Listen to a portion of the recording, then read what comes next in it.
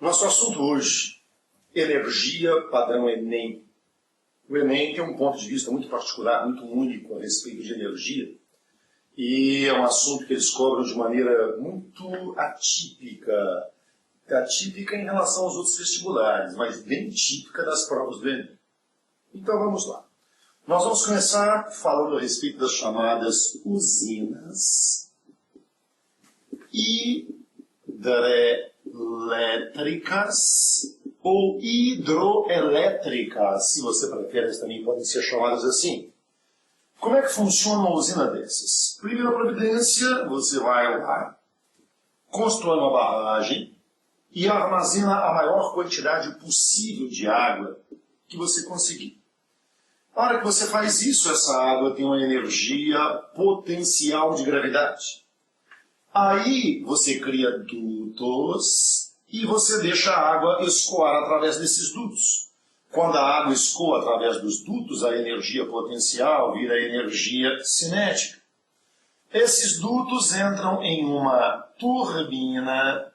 Essa turbina transforma uma energia cinética de translação em uma energia cinética de rotação.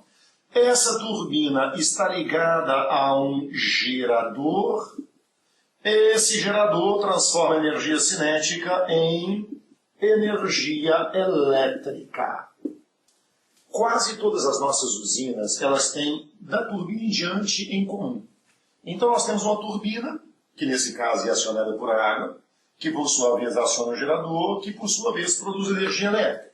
Então nós temos as seguintes transformações. Você começa com energia potencial de gravidade, que se transforma em energia cinética, que se transforma em energia elétrica.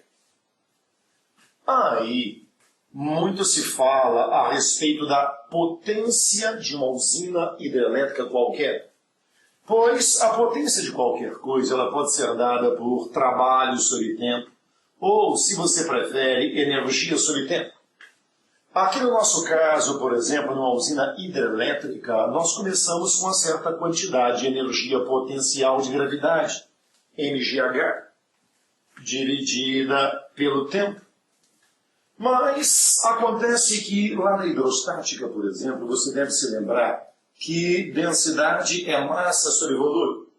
Se densidade é massa sobre volume, nós também podemos falar que a massa é densidade vezes volume.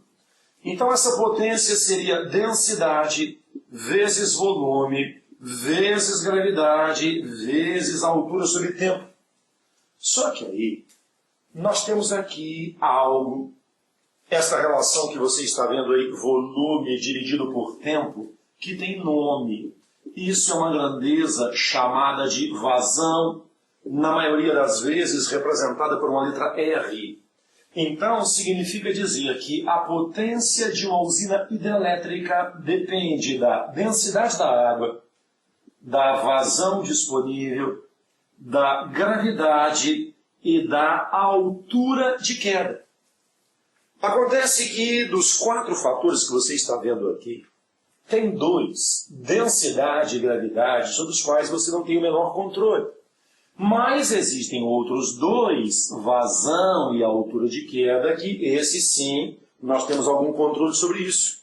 Então dá para você perceber aqui, só de observar essa equação, moçadinha, que a potência de uma usina hidrelétrica não é determinada, digamos assim, pelo gosto do freguês. Ah, porque eu preciso de uma usina hidrelétrica com a potência tal. Não é bem assim. Uma usina hidrelétrica você não instala aonde você quer, no lugar que você gostaria. Para você instalar uma usina hidrelétrica, você precisa de vazão, você precisa de queda. Então, os fatores que determinam qual é a potência que se pode instalar é justamente vazão e queda. Você tem que ter vazão, você tem que ter queda. Ou muita vazão e pouca queda, ou muita queda e pouca vazão, mas esse produto você tem que ter de alguma maneira. Então isso aqui é muito importante quando a gente discute, por exemplo, vantagens e desvantagens de uma usina desse tipo. Por exemplo, uma das grandes desvantagens de uma usina hidrelétrica é que você não pode construí-la onde você quer. Você pode construí-la onde houver vazão e queda. Outra grande desvantagem de uma usina hidrelétrica é que você não pode fazer do tamanho que você quer. Você não pode fazê-la com a potência que você quer. O que determina a potência de uma usina dessas é a vazão e é a queda. Então nós estamos sujeitos aí a fatores geográficos. Outra desvantagem é o lago que essa usina cria, que cria um impacto ambiental muito grande. De repente você tem um lago monstruosamente grande numa região onde antes não havia nada. Esse impacto ambiental é uma das maiores desvantagens da construção de uma usina hidrelétrica. Agora existem vantagens também, é claro. Por exemplo, é a forma de produção de energia elétrica mais barata que nós temos até hoje. Com uma pequena exceção, que é o nosso país chamado Brasil. No Brasil, senhores, a energia elétrica está aí, deveria ser barata, mas não é, cara. Nós temos uma energia de qualidade duvidosa e de um preço, digamos, bem maior do que a média de mercado no mundo. Então a nossa energia é cara, mas deveria ser barata. Outra grande vantagem disso aqui é que não é poluente. Isso aqui não produz CO2.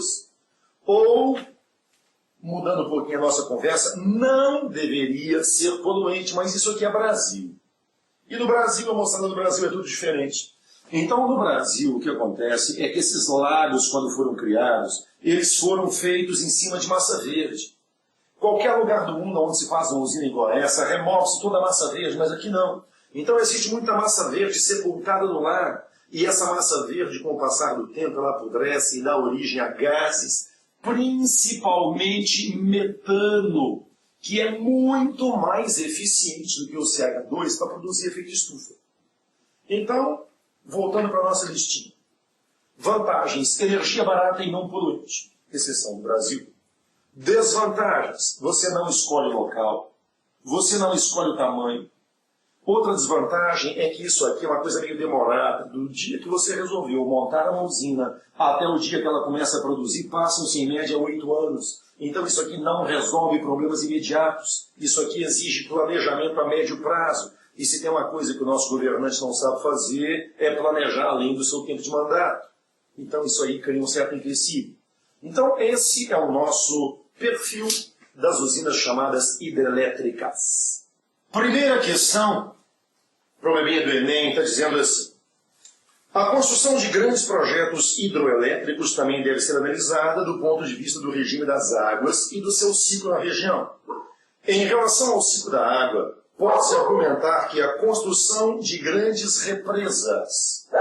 O Enem gosta muito de fazer esse link com geografia e mesmo com biologia. Letra A.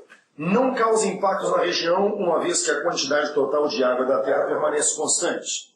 Gente, é claro que causa um impacto regional. De repente você tem um lago onde antes não havia nada, a alternativa está errada. Letra B. Não causa impactos na região, uma vez que a água que alimenta a represa prossegue depois rio abaixo com a mesma vazão e velocidade. Não é bem assim, não. Se você fecha as comportas, você diminui a vazão. Letra C. Aumenta a velocidade dos rios, acelerando o ciclo da água na região. Não tem nada a ver. Letra D.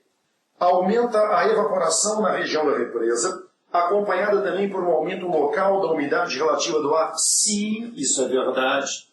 Aumentando a superfície de água exposta, você aumenta a evaporação, você provoca um aumento local de umidade relativa do ar. E a letra E, se diminui a quantidade de água disponível para a realização do ciclo da água. Besteira. Nós temos a potência dissipada nas linhas de transmissão. Ela é dissipada por efeito Joule e ela é calculada fazendo-se R vezes C ao quadrado.